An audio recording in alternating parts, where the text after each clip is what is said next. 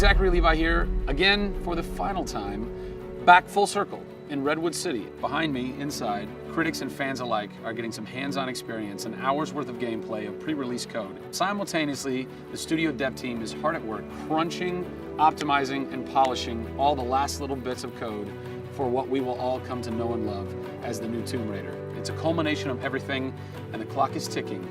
These are the final hours of Tomb Raider.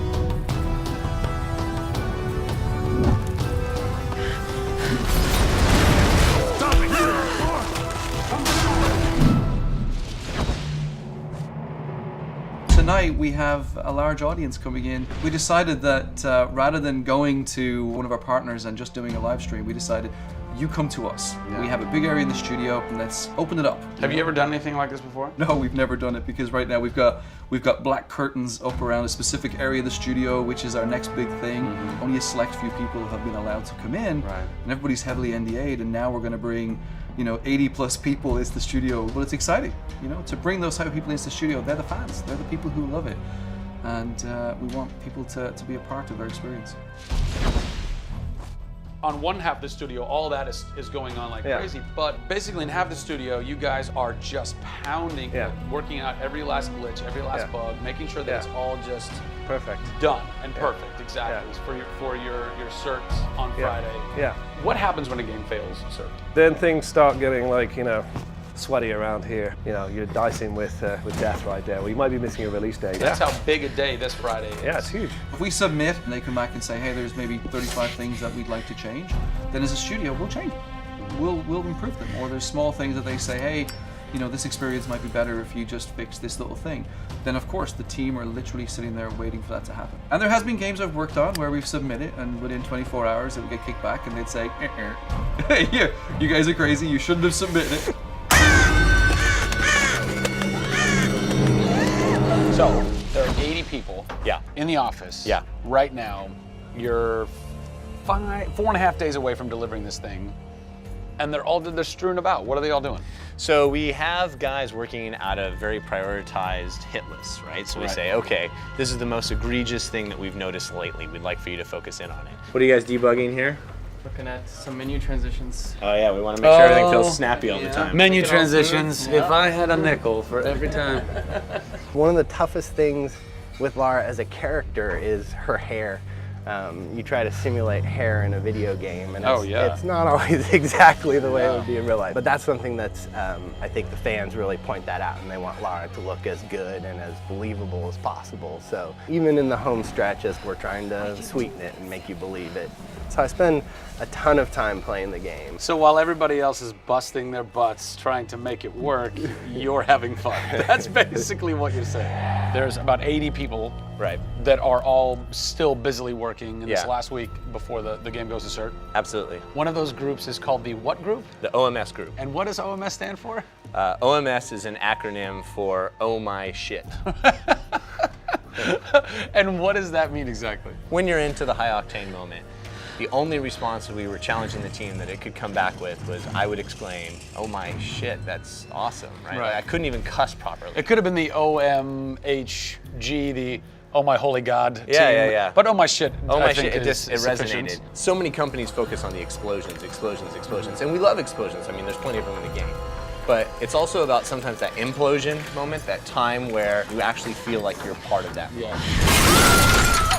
We have an early example in the scavenger den, very early in the game, where the camera is about 6 inches from the back of her head as she's in this claustrophobic moment as the ceiling gets lower and lower and the water gets higher and higher and the torch, you're worried, is it gonna go out? And as you suck in for that moment, if it's resonating with people, as we've seen it resonate here, you actually watch people who are claustrophobic kind of lean back in their chair a little and kind of react, and that's exactly what an OMS team is about.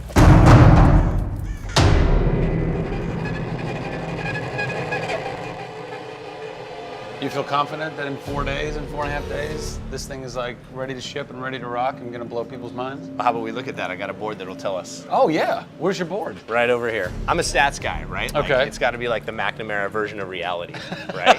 So, and getting things done, like it's very NORAD-like with the update on where we are with bug count. So we have the number of days that we wanna count down for, the priorities of what people are given against, and then an overview of how many things are remaining to be resolved per person. Carrie's got her work cut out for her. Come on, Carrie. Yeah. Ultimately, we have to figure out how do we hit the quality on a predictable timeline. So right now we're trending towards being able to hit that in 12 days. But you need to deliver in 4.5. Correct. So what does that mean? I need to go right now.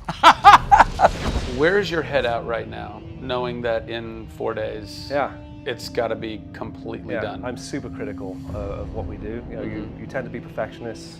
I'm absolutely that way. It's more like, this is leaving now. Yeah. You're done working on it because time's up. And you're like, But there could be one more thing I could do. It's a weird feeling because it's been part of our lives for a very long time. How long have you been on it? Definitely 4 years. Yeah, like 4 years. years. Yeah, 4 years. That's insane. I know.